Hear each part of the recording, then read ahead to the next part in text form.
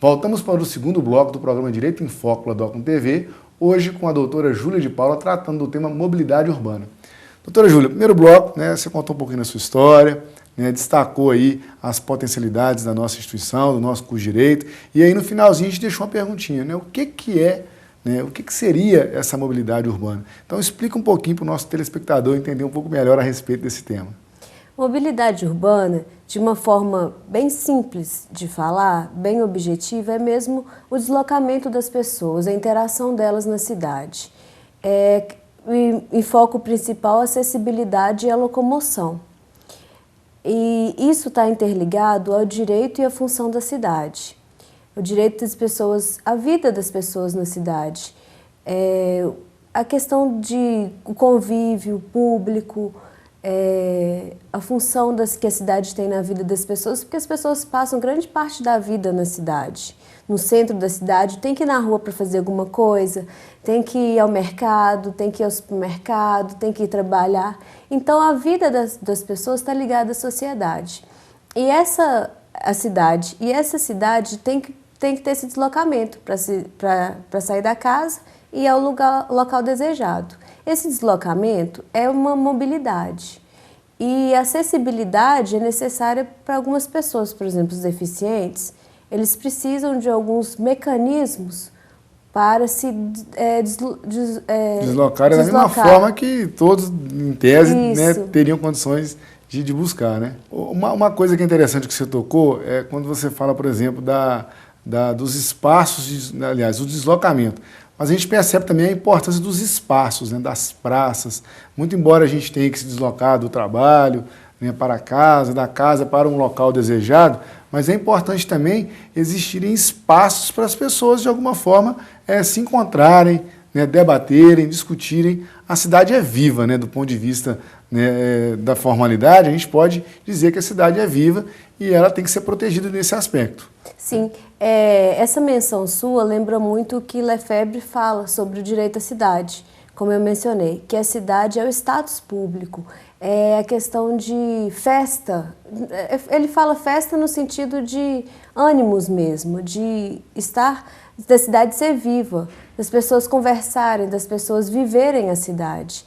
Então, a importância de praças, de vias largas, das pessoas estarem vivendo a cidade, é essencial para que a cidade tenha uma interação das pessoas, para que as pessoas não fiquem presas a shopping centers, não fiquem presas dentro do carro, como acontece em grandes cidades, que as pessoas passam horas, porque isso é uma questão de lazer.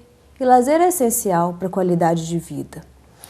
E para haver uma organização dessa mobilidade urbana, existem regras. A mobilidade urbana ela tem que ser pensada, ela tem que ser organizada. E aí a gente, de alguma forma, destaca a questão da gestão da cidade e, por exemplo, o plano diretor. O que seria esse plano diretor? O plano diretor é obrigatório para cidades acima de 20 mil habitantes e ele está interligado com o Estatuto da Cidade, no qual o Estatuto da Cidade e a Lei da Mobilidade Urbana direcionam que tem que ser institucionada diretrizes para que seja efetivada a mobilidade urbana dentro do plano diretor. Só que o plano diretor tem uma onerosidade, porque ele não só tem onerosidade para que seja elaborado, mas para o seu cumprimento. Para que haja essas diretrizes de acessibilidade, de mobilidade, tem que ter um bom funcionamento de transporte público, tem que ter um bom funcionamento de acessibilidade, criação de rampas, os ônibus têm que ser qualificados para pessoas com deficiência. Uma série de fatores tem que fazer mecanismos de dificultar o acesso a carros. Por exemplo, as pessoas às vezes saem, uma família com 3 pessoas, sai uma em cada carro, ao invés de usar um carro para as 3 ou usar o transporte público.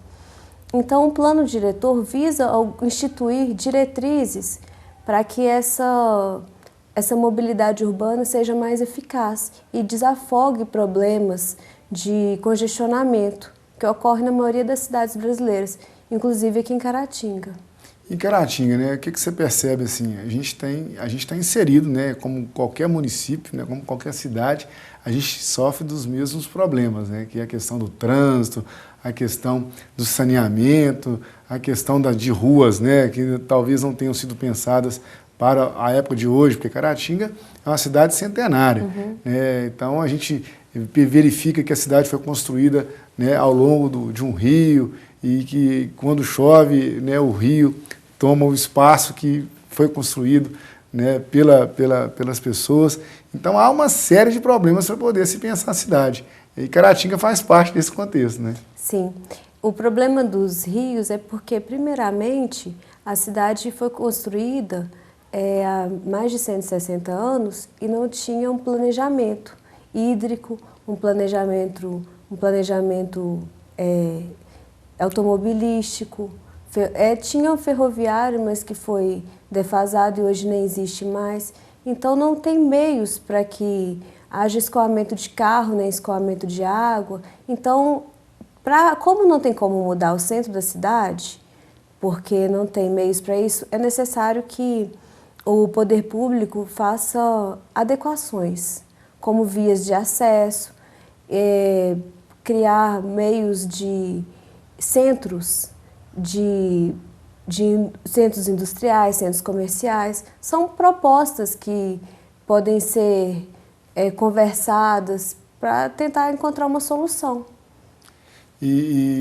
Por exemplo, a gente está falando de Caratinga, mas a gente fala de um modo geral do país.